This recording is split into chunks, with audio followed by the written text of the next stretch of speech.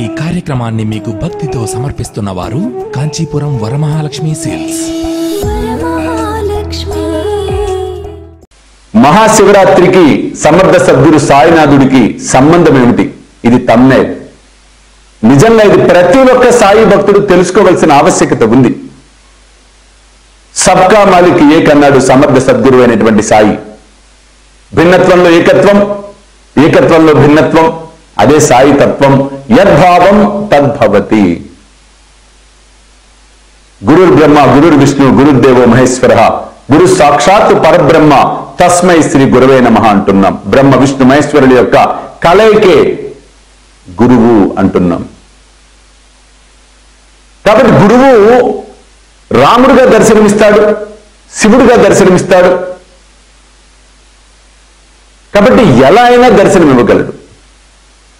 షిరిడి సాయిబాబాకు మహాశివరాత్రికి సంబంధం మనం చూసినట్లయితే ఎందుకని చెప్పుకుంటున్నామంటే, మార్చి 4వ తారీఖు 2019 సోమవారం నాడు మహాశివరాత్రి వచ్చింది. బొమ్మిడి లలితారెడ్డి గార్డెన్స్ వనస్థలిపురంలో అత్యంత అద్భుతంగా వైభవపేతంగా మనం ఆ రోజు మహాశివరాత్రి వేడుకలను ఘనంగా జరుపుకోబోతున్నాం. ఆ వివరాలు చివరిలో చెప్పే ప్రయత్నం చేస్తాను. మహాశివరాత్రికి సాయిబాబాకు సంబంధాన్ని మనం చూసినట్లయితే మేఘశ్యాముడు కథ ద్వారా మనకి ఇది అవగతం అవుతుంది పరిపూర్ణంగా. ఒకరోజు బాబా ద్వారకామాయిలో ఉన్నప్పుడు కాశీ నుంచి కొంతమంది పండితులు వచ్చి సాయిబాబాకు శివలింగాన్ని బహుకరిస్తారు, ఇచ్చి నమస్కరించుకుని పోతారు. అక్కడ ఉన్నవారు ఆశ్చర్యపోతారు. ఎందుకంటే ఆ శివలింగం రాక 2 రోజుల పూర్వం జరిగిన ఘటన గుర్తుకు వస్తుంది వారికి. 2 రోజుల ముందు ఒక విచిత్రం జరిగింది. మేఘశ్యాముడు ఉన్నాడు. మేఘశ్యాముడు మధ్యాహ్న హారతి అయిపోయిన తర్వాత నిద్రపోతున్న సమయంలో బాబా అతని మంచం దగ్గర నిలబడి మేఘ త్రిశూలాన్ని గీ అని చెప్పి అక్షింతలు చల్లి మాయమైపోతాడు. కిటికీలు తలుపులు అన్ని వేసుకుంటాయి. మేఘుడు కళ్ళు తెరిచి చూచేటప్పటికి అక్కడ బాబా ఉండడు. పరిగెత్తుకుని వెళ్ళి బాబా అది నువ్వు? అవునురా, త్రిశూలాన్ని గీ మేఘ అంటాడు.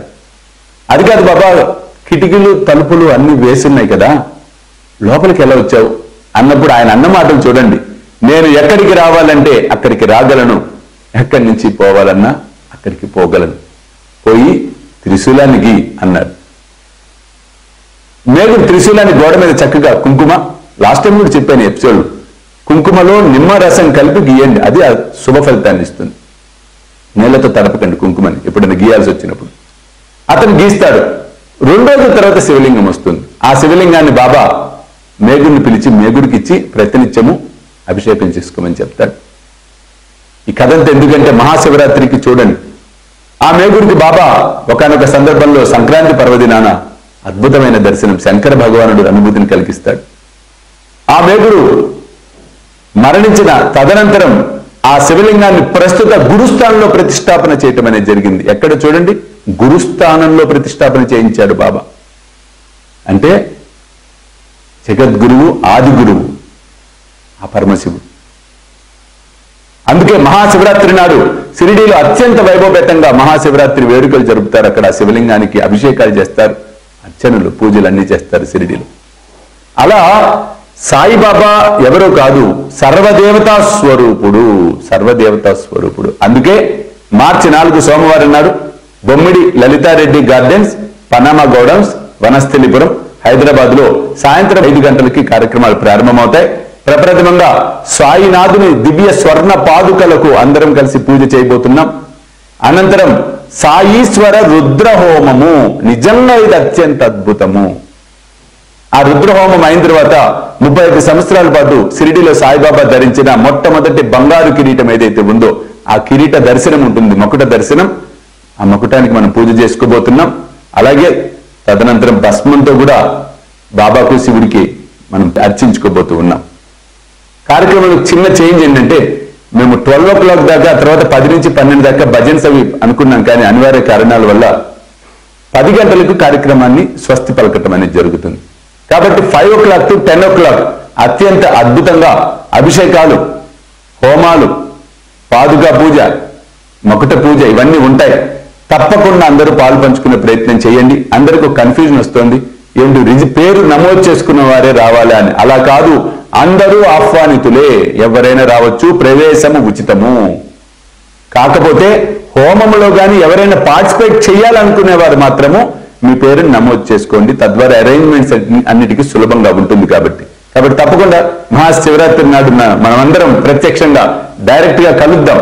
అందరం కలిసి ఆ సాయీశ్వరుణ్ణి మనం చక్కగా అర్చిద్దాం, పూజిద్దాం, సేవిద్దాం.